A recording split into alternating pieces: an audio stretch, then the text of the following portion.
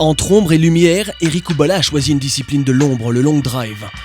Alors oubliez la finesse, le petit jeu, le putting ici, tout est question de puissance. Cogner pour que la petite balle aille le plus loin possible. Pointe de javelot au pied pour plus d'adhérence, Eric est un expert de la longue distance.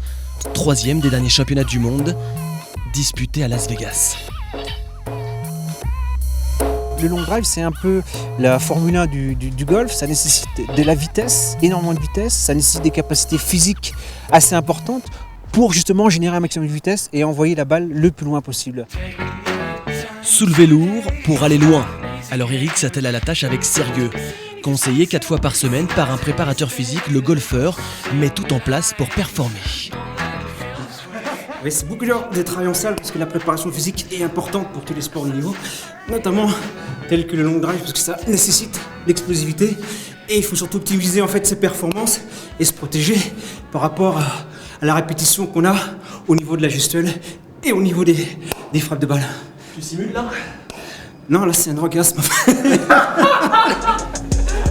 Le long drive est un sport à part entière. 300 km/h, c'est la vitesse de la balle au moment de l'impact.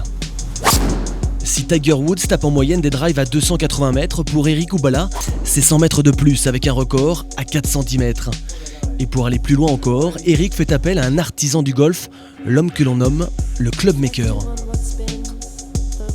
Il va jouer avec des têtes de driver dont l'ouverture va se situer entre 5 et 7 degrés, là où un joueur standard va jouer, on va dire, entre 9 et 12 degrés.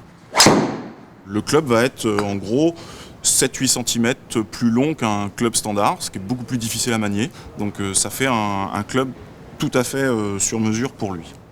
Pour tester sa puissance, on a proposé à Eric non pas d'éclater une citrouille, mais plutôt d'essayer son sport sur l'aéroport de Rennes. La piste 32 lui permet de s'envoler sans visa, mais pas sans rebond. Carte d'embarquement en poche, Eric fait voyager sa balle à l'autre bout du tarmac. Peut-on parler alors de record du monde ?